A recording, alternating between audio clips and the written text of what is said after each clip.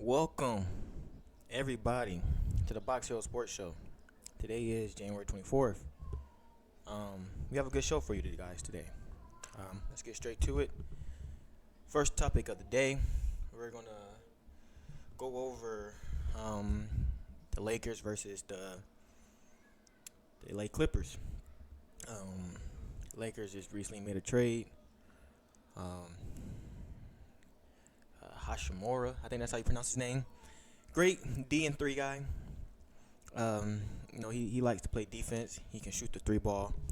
Very good percentage from the 3-point line when open. So I think that's a pretty good addition. You give up Kendrick Nunn, which he hasn't been doing anything really. The team had a good couple of games, but that's mostly it. Nothing really consistent. Hopefully they can find something in this guy that they traded for. I think this Lakers team could be good when AD comes back. Whenever he comes back, they said about another week or two. AD was playing so good before he got hurt, and with the way LeBron is playing right now, and the way Russ is coming off the bench, although I still think they should try to get at least something for him, man. So I feel as they should still try to trade him, trying to get some more shooting, get some more defense. But he's been playing really good off the bench.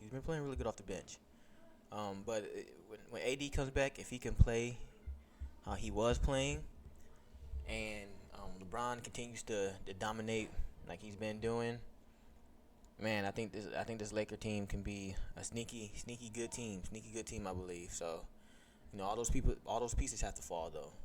Everything that I said has to fall into place. So it's gonna be tough for them to do that, but I think they can. So we'll see. On the other side, man, Kawhi looks like Kawhi. Uh, Knocking down shots, man. I think he had 20 plus points straight in the last 6 games or so. So Kawhi, man, he looks like the old Kawhi. To me, he does. He looks like the old Kawhi. So I think there's gonna be a close game today. I think it's gonna be a close game. I'm gonna take LeBron in the Lakers tonight. I think with the way LeBron's playing and the way Russ is playing and Struder, those guys, man, I think they'll take this game tonight, and I'm looking forward. I'm looking forward to it. I'm gonna be there watching it. So we'll talk about the result tomorrow. Next up, man, I wanna talk about Patrick Mahomes real quick. Um, how healthy will he be against the Bengals? I think he'd be fine. Definitely won't be 100%. But I did hear that this injury is not as bad as the one a couple of years ago when I believe Chad Henne had to come in. I think he took that quarterback sneak, and Chad Henne had to come in and win the game for us against the Browns. He said it wasn't as bad as that one, so that's a good sign. So I think he plays. And I don't think he throws for 300 yards or anything like that, or pass for 3 or 4 touchdowns. I think they kind of conservative with his play, and but I think he will come back. I think he will play and be really good. Not the Patrick Mahomes we're used to seeing, but Patrick Mahomes that's more subtle and more careful. That's what I think. A quick switch over to the Cowboys, man. Do the Cowboys change coaches, and do they cut or trade Dak? If you're looking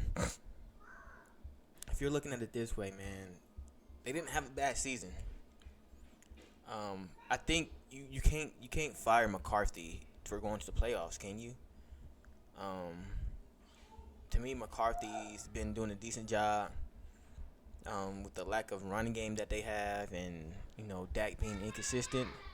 I think McCarthy deserves at least another year. I mean, he did go to the playoffs, and he did beat Tom Brady, even though Tom Brady, didn't look like Tom Brady this year. We'll get to that later. I still think that McCarthy should be able to keep his job. Dak, on the other hand, um, I think I think they should try to at least trade him. See what you could get for him. Can you get a first, second round pick for Dak? Um, he's just too inconsistent right now, man. And I don't know if it's the offensive scheme for the Cowboys. Is it Kellen Moore, or is it in Dak's head? Like I don't know. Jerry Jones love his drafted players. So I don't see them trading away Dak, but I can definitely see them exploring to see what they can get for him. Now Zeke, man, I feel like I think Zeke time in Dallas is gone. I think they end up cutting Zeke. I think they end up cutting Zeke, and probably drafting a running back in the draft this year, and pairing him with Tony Pollard. Um, but I think Zeke has pretty much overstayed his welcome in Dallas. So I think Zeke gone. I mean, Dallas, they're definitely missing Amari. They definitely missed Amari this year. CD proved that he can be a number one. I think CD proved this year that he can be a number one receiver. Um, I think they just need somebody that can take the heat off of him. Can get him, one on ones, and instead of getting doubled, and people having the game plan for solely CD, because they know that nobody else is gonna step up for that team. You got Michael Gallup, you got Noah Brown and Ty. Man, I don't think defense are scared of those guys. And Dalton Schultz, man, he's a decent tight end, but I don't think nobody. He's not like a Kelsey or George Kittle. He's not one of those guys. He's not Mark Andrews or anybody like that. So I don't think teams fear Dalton either. But CD, man, I think CD proven that he can be a number one, and that he can take on that mantle as that guy. Um, I think CD has evolved to that guy. But man, I think if I'm the GM of the Cowboys, man, I'm seeing what I can get for Dak, and I'm just not gonna trade him away for shits and giggles, man. But if I like what I hear from different teams for Dak, maybe like I said, like a first, second round, maybe a compliment player, and you got these guys in free agency. You got your Derek Carrs, and that might get cut or traded as well. You might look at that. So, we'll see. We'll see. Um, we'll see what happens. Next, I want to talk about Tom Brady and Aaron Rodgers, man. Where do they play in 2023? Where do Tom Brady and Aaron Rodgers play in 2023? I'm going to give you 3 destinations for both Tom and Aaron. The third one for Tom Brady will blow your mind. But here we go. First destination for Tom Brady, I could see him going, like it's been talked about already. The Oakland Raiders. He spent time with Josh McDaniels. He knows him. He's been his offensive coordinator. But the problem is, how do you protect them in Oakland if you can't protect them in Tampa Bay? you got your Paris Johnsons in the draft. You got your the kid from Northwestern. You're gonna have to protect Tom Brady, and you're gonna have to give him the defense.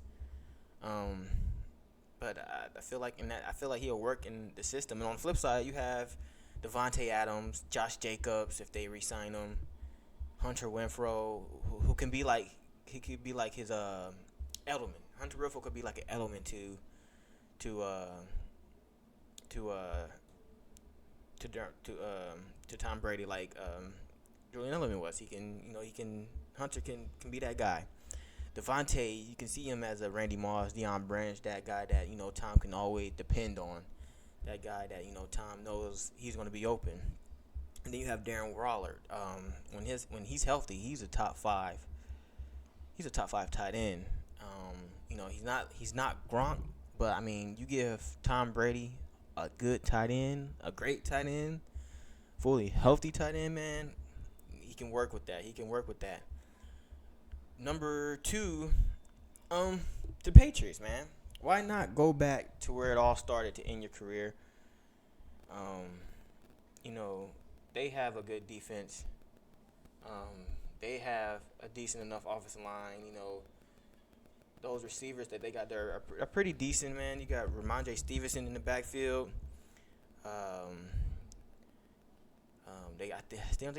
Who was their tight end? I can't remember who their tight end is. Hunter Henry. I think they still got Hunter Henry back there as a tight end. So, I think you pair Bill and Brady, and you got Bill O'Brien coming back as the offensive coordinator. I think that's a situation I think Tom will fit best in, because you've been there. You've been there for damn near 20 years. And the facility, the field, the town, the fans, the coaches, the owners, the ball, everything about New England. Why not go back and compete for another Super Bowl where you've been so familiar with? So I think Tom Brady to the Bucks. Tom Brady to the Patriots is really realistic. Now, something that's not realistic is this number 3 option. Could you imagine a scenario where Tom Brady joins the Dallas Cowboys? I was thinking about this at work today, and I was like, man, where could Tom Brady end up? And for some reason, Dallas popped in my mind. I mean, if you think about it, good offensive line, you got a good number 1 receiver in CD, a really good defense, and it's the Cowboys. Like, can you imagine the media outbreak if Tom Brady ends up in a Cowboys uniform? I know Skip Bayless would go flipping insane if that was to happen. And it will I think if we're talking about Tom Brady from even a year ago with that Dallas team, he doesn't make the mistakes that Dak made. Tom Brady is far more consistent than Dak Prescott. He's been there. He done way more than Dak. I mean, if you put Tom on that team with that defense, somebody not to carry that, he can't. Somebody that can't carry Tom Brady, but can help out, like the Bucs defense couldn't this year, man. You have to say the Cowboys are one of the Super Bowl favorites. Just from that one guy, just from Tom Brady, you have to say that. Especially if they get Odell next year, man. Oh my God, can you imagine? Let's move on over to Aaron. My top 3 destinations for Aaron does not involve Green Bay. I think number 1 is the Jets. The Jets are a quarterback away. The New York Jets are a quarterback away from being very, very, very, very scary. Almost Super Bowl winning scary. You look at the offensive side, decent offensive line, very great running back. If Brees can come back healthy, receiving core with Garrett, Corey, if Elijah Moore comes back, pretty decent tight end. Defense is outstanding. Man, if you put Aaron Rodgers on that Jets team, that is scary. Next, we're gonna go with the Colts. I think the Colts are a one-stop shop for quarterbacks. They had Matt Ryan, they had Carson Wentz, Phillip Rivers.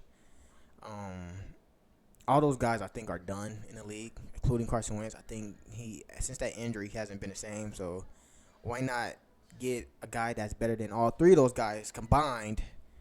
And Aaron Rodgers, beef up the offensive line. You got Jonathan Taylor, you got Pittman, you got Campbell. I can't remember who their tight end is. Offensive line was in shambles, but I think, if you could beef that up, get everybody healthy, defense is pretty decent. I think the Colts is an underrated team for Aaron to go to. I think they'll make some noise. I wouldn't put them as the same as the Jets, but man, I think they'll be a lot better than what they were this year. And the third team, why not the Panthers, man? It's the same as the Jets. I think the Panthers are a quarterback. I really believe the Panthers are a quarterback away for being really scary. Great defense, decent offensive line, nice talented receiving core with DJ Moore leading it. You got your two running backs. Give Steve Wilkes another chance to, real chance with the real quarterback. The Panthers would be very, very dangerous if they was to pick up Aaron Rodgers or trade for him or whatever. So those are the three I would take for Aaron Rodgers. Lastly, man, let's talk about Deion Sanders and Colorado. How far can Deion take Colorado this year, man? Deion said he was bringing his luggage and he was not messing around. Claire, you okay? All right, have to check on my baby. Deion was not messing around, man. Getting the number one corner in last year recruiting class and getting the number one corner in this year recruiting class. Getting a multitude of transfers. Bringing in Shador. We all knew that was going to happen. I can see. This is what I fear for Deion. I fear if he doesn't have a great season, he's going to be in the media and the news for the wrong reasons. Because this is his first year at Colorado. His first year in Division I football. It's Pac-12 football. I feel if he under succeeds, he's gonna get an unfair criticism. He's gonna get unfair criticism because, like I said, these guys that he's bringing in hasn't played Division I football. He hasn't coached Division I football. It's different. It's different. I think give Deion by next year, 2024, Colorado would be a national title contention team. He can win the Pac-12. Give him 1 year with this program. I believe Deion Sanders can win the Pac-12 and make some noise. I don't think he stays in Colorado past 3 years. because especially if he takes this team, if he wins the Pac-12 by next year, man, teams are gonna call, and they're gonna call with that bag, and Dion's all about the bag. Teams like Texas or Auburn or maybe Florida State, and teams of that caliber is gonna come calling, and they're gonna pay whatever Dion wants. So I mean, I could see Dion winning maybe 6, 7 games this year, which is good, which is really good. Your first year in the new program, and you got all these guys their first time playing, you know, Division 1, and so I think you know I think this is a good opportunity not only for Dion but for Colorado plus in the Pac-12. So it's going to be interesting. I can't wait for this college football season. We'll talk more about college football in tomorrow's show. So thank you for joining me, and have a good night.